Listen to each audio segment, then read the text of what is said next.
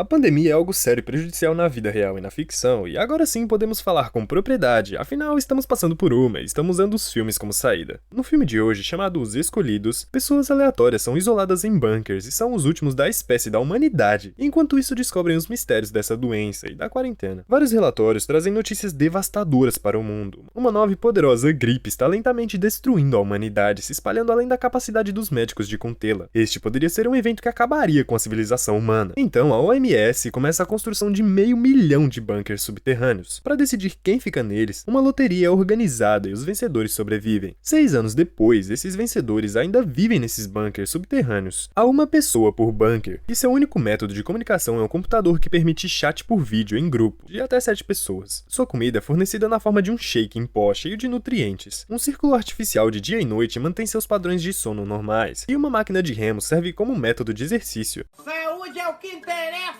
O resto não tem pressa! Hoje, um grupo de 7 refugiados que têm feito companhia uns aos outros nos últimos anos está tendo um desentendimento. Orlando confessou ter sido um matador antes da pandemia, e os outros estão enojados com ele, admitindo que ele nunca se encaixou. Em vez de sentir vergonha de seus crimes, Orlando continuou tirando o sarro deles e provoca cada um, lembrando a Atlanta que ela e as crianças provavelmente estariam mortas lá fora. Isso definitivamente passa dos limites, então o líder do grupo, chamado Boston, propõe tirar Orlando do grupo de comunicação. É uma decisão difícil, porque depois de expulsar alguém você não pode adicionar novamente. Mais tarde, embora Orlando não pareça se importar, Boston, Atlanta e Chicago voltam a ver, mas Phoenix recusa isolar alguém assim. Seu namorado Denver apoia como sempre, e Houston se recusa a ser o último voto. Cansado dessa farsa, Orlando pede para ser desconectado e continua a provocar eles com seu futuro sombrio. Então Denver cede às exigências dos outros e desconecta Orlando. Mais tarde, Phoenix não consegue dormir, então Denver contata ela para um bate-papo particular. Ela admite que não se sente à vontade para julgar os outros por seus erros. Então Denver lembra ela que Orlando ainda está bem em seu bunker na Flórida, e ele não poderá mais falar com eles. Os dois voltam para a cama depois de dizerem que se amam e de colocar as mãos na tela, como se estivessem se tocando. 8 meses depois, Phoenix continua tendo problemas para dormir, porque sonha com sua mãe, e o ciclo de sono de Houston está confuso, porque seu sistema está com defeito. Todo mundo está de mau humor nessa manhã, então ideias surgem, mas Atlanta ignora eles para orar e pela primeira vez, Phoenix decide ajudar. Em seguida, eles passam a ler as estatísticas diariamente. Depois de verificar seus próprios sinais vitais, eles olham para os números de bunker e percebem que, do 500 mil originário, a quantidade caiu para menos de 490 mil, perdendo cerca de 6 unidades ao dia. Chicago acha inútil acompanhar esses números na tela, e quando outra discussão começa, ele a interrompe e exibe o vídeo de instrução do bunker. A pessoa que ensina eles a usar o bunker é Nadine, a designer original deles. Mas ninguém está prestando atenção porque já viram o mesmo vídeo 1000 vezes. Naquela noite, Phoenix e Denver aparecem nas telas e ficam um do lado do outro, ao lado das camas, e usam seus nomes reais em vez de localização antes de dormir. Porque, né, eles estavam usando os nomes das cidades dos Estados Unidos.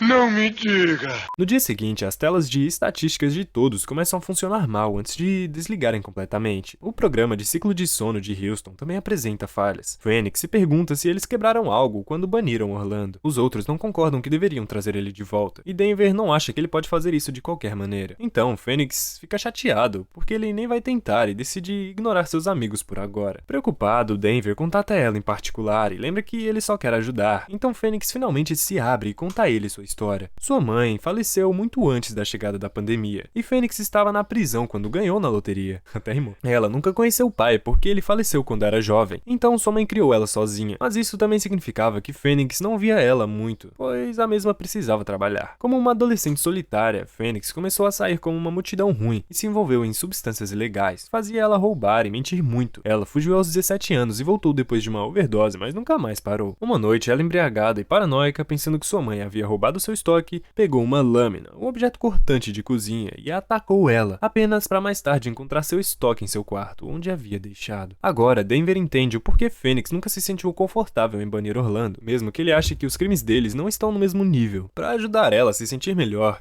ele decide começar a trabalhar para tentar suspender a proibição. Ele leva uma boa quantidade de horas e é tarde da noite quando ele finalmente faz funcionar. Mas quando ele liga o feed de Orlando novamente, eles encontram seu bunker vazio. Eles contam aos outros sobre isso e Boston fica com raiva porque Denver e Phoenix agiram pelas costas. Houston começa a surtar irracionalmente, pensando que Orlando pode ser quem está atrapalhando seu ciclo do sono. Mas Phoenix acha que talvez Orlando apenas tenha tentado escapar. Atlanta aponta que as portas estão trancadas. A verdade é que nenhum deles sequer tentou abrir as portas desde que chegaram aos bunkers. bunkers. Fênix pensa em tentar abrir a porta, mas os outros lembram que seria uma má ideia, porque poderia permitir a entrada do vírus. Algum tempo depois, Fênix e Boston têm uma conversa privada sobre toda a situação. Fênix acha que já é a hora de as coisas mudarem em relação à liderança do grupo. Boston acha que a cada dia ela soa mais como Denver e acha um canalha. Denver lembra Boston de seu pai, o tipo de cara que parece amigável por fora, mas na verdade é tudo falso, apenas para esconder o fato de que ele pode se tornar um monstro quando enlouquecer. Fênix acha que ele está exagerando e tem certeza de que conhece Denver bem o suficiente para dizer que ele é uma boa pessoa. No entanto, depois que a conversa acaba, ela ainda se sente um pouco insegura, então reproduz alguns vídeos antigos dela e de Denver se divertindo. Assistir novamente a esses vídeos privados faz Fênix se perguntar se Orlando também tinha algumas gravações dele, então ela pede a Denver para tentar acessar. Denver faz isso, e os primeiros registros que ele encontra são normais, apenas Orlando cumprindo sua rotina diária. O último é bem arrepiante. Orlando está se exercitando, mas de repente a tela fica cheia de coisinha. E Orlando pode ser ouvido gritando, "Me deixe em paz". Quando a estática desapareceu e seu bunker aparece novamente, o local está vazio e a porta está aberta. O vídeo tem 5 horas de duração, então Denver avança até o final, apenas para ver a porta se fechar. Quando eles contam aos outros sobre isso, um Houston paranoico começa a divagar sobre Orlando ser um mentor que enviou eles para os bunkers, enquanto mentia sobre a pandemia. Boston considera a possibilidade do vídeo ser falso, o que não faz sentido, então todos discutem. Fênix propõe que devem tentar escapar, porque obviamente os bunkers não são mais seguros. Como sempre, Boston quer que eles votem nisso, mas Houston não está sã. Então Atlanta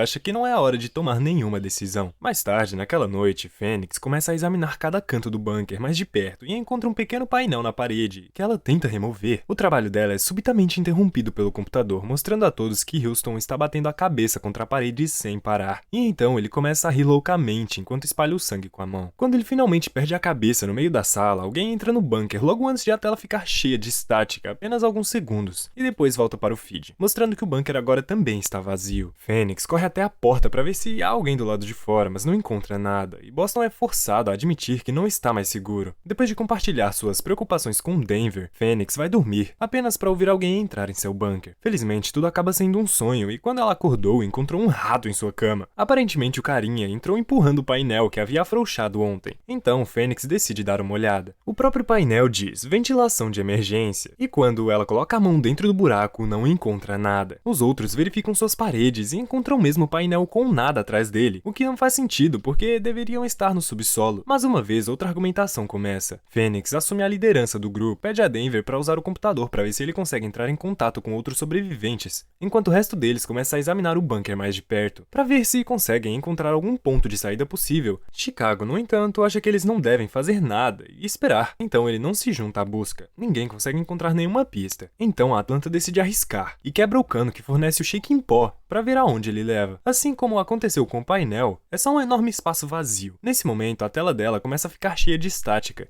quando alguém entra no bunker. E acontece a mesma coisa. Depois de alguns segundos, a tela volta ao normal e a Atlanta desaparece. Não aguentando mais, Chicago tira o cobertor, revelando o pó de shake que ela estava escondendo para morrer de fome. Em seguida, ele pendura o cobertor em um cano e usa ele para terminar as coisas para si mesmo, deixando apenas Fênix, Denver e Boston como remanescentes. Denver compartilha o que encontrou enquanto examina o sistema. Ele conseguiu acessar o login de outras pessoas de fora do grupo, embora tenha encontrado apenas um vídeo sem áudio. A maioria deles parece estar bem, mas também há algumas mortes de pessoas que, como Chicago, não aguentavam mais o confinamento. Não 500 mil, o que significa que existem apenas 1000 bunkers e eles foram enganados. Fênix decide que quer sair de lá do seu próprio jeito, em vez de ser abduzida. Fênix decide que quer sair de lá do seu próprio jeito, em vez de ser abduzida. E eles têm uma ideia. Podem usar os painéis quebrados para cortar os fios da porta, mesmo que isso deixe eles sem comida e oxigênio. Depois que ela e Denver concordam em definir um lugar para se encontrarem caso consigam sair, Boston pede uma última votação para manter a tradição. Agora eles estão prontos. Os três cortaram os fios, ativando um alarme simultaneamente, mas também conseguindo abrir as portas. As escadas do lado de fora não levam a lugar nenhum, e por um momento eles pensam que estão presos até perceberem que a parede com escadas também é uma porta. Quando eles abrem, eles saem para o mesmo corredor,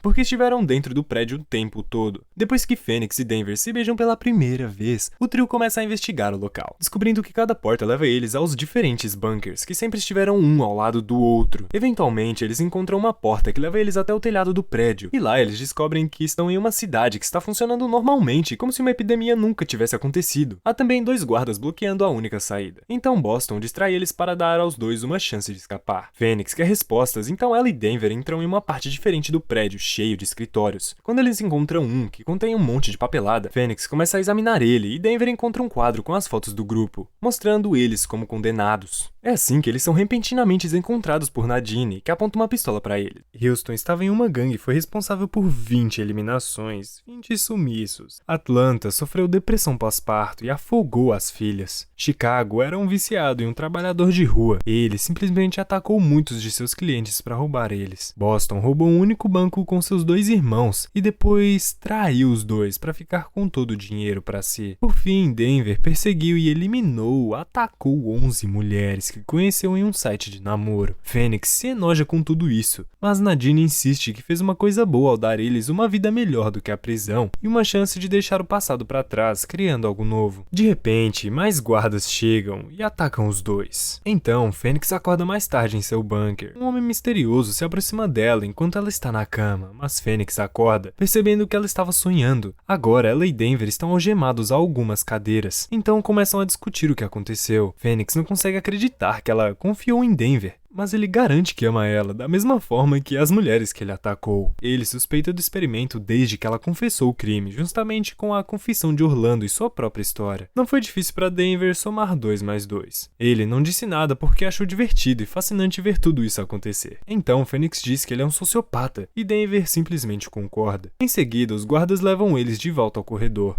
onde o restante do grupo também aguarda eles na frente de seus bunkers. Orlando começa a chamar eles de hipócritas. Então ele acerta o guarda atrás dele e rouba sua arma. Infelizmente, isso só faz com que os outros guardas disparem em defesa de todos e eliminem ele. Em seguida, os 5 restantes do grupo original são enviados de volta para seus bunkers, onde terão que esperar até que sejam enviados para suas prisões originais. O corpo de Chicago é levado embora e todas as suas coisas são jogadas no lixo, mas Fênix encontra 2 coisas em seu quarto: a foto de sua mãe e um rato morto. E assim que o filme acaba. A nota para esse vídeo é 7 e 5. Agora ficamos por aqui. Valeu e até o próximo vídeo.